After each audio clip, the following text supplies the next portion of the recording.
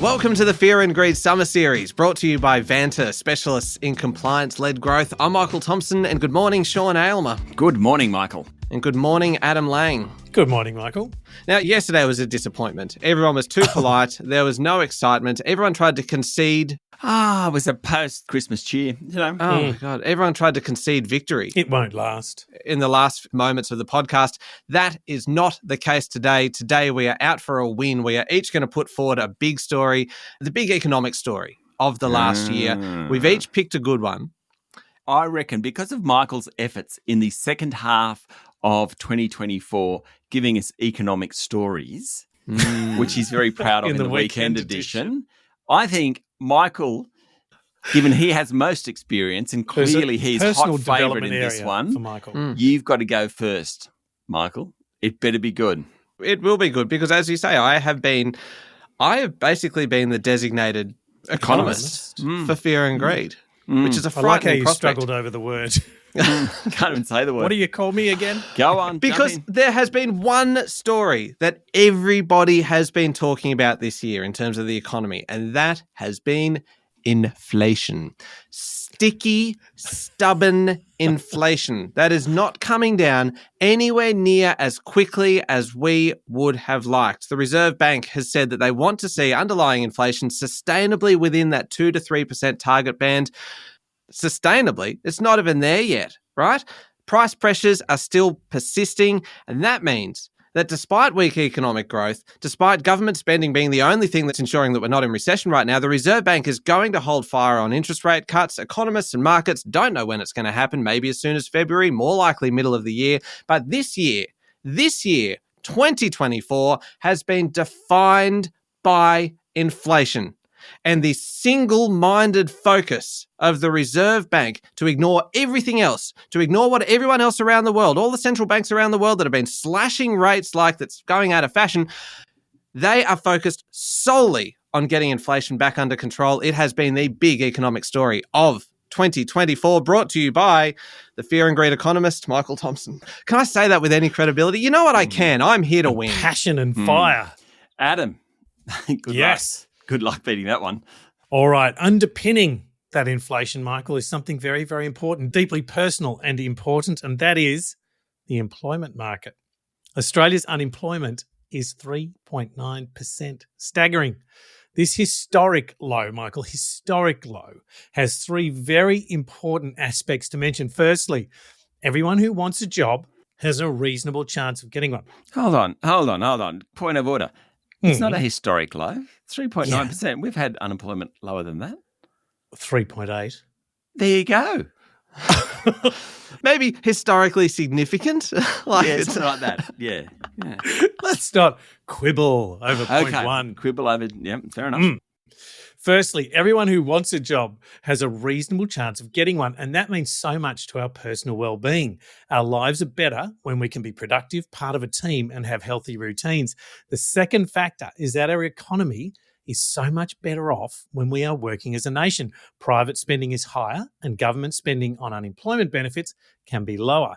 The third, and this very important factor, is a reflection of our need for employment change. Specific industries and sectors, notably information technology and banking, have experienced a slowdown. We've seen that in lower job ads, indicating uneven growth throughout the economy. There is change amongst this massive number.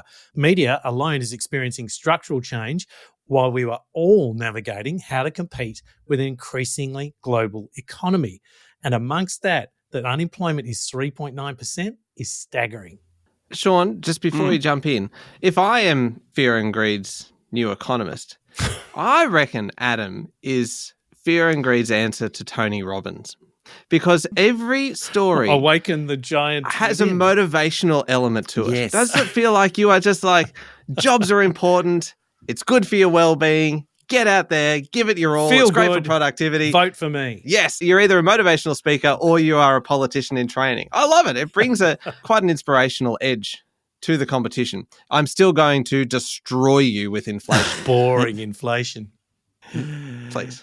Look, my big economic story of the year, I think inflation and rates has been the headline story. The underlying story, it's almost like the sleeper story that we do on a weekend, which no one's really given it enough attention. It has had attention, but it's all about government spending. You mentioned it, Michael. Without it, we would be in a recession. At the end of the year, we found out that this financial year, we're heading for a massive deficit. Some of the new spending or other investments which have cost the budget include increased childcare subsidies, increased rent assistance, higher welfare payments, cancellation of student debt, remember that one, money for the Clean Energy Finance Corp, money for the National Reconstruction Fund, money for the Snowy Hydro, money for the Housing Australia Fund, money for the North Australian Infrastructure Fund, big pay rises for groups including aged care workers. There's been those $300 energy rebates, and the biggest of all, the Stage 3 tax cuts, rejigged to ensure more people received tax cuts rather than just the middle class, without actually having a value on whether these things were good or bad.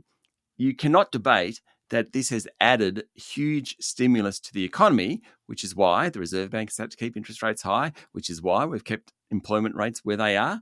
So I don't know that I'm winning this particular category, but government spending really has been the economic driver of 2024.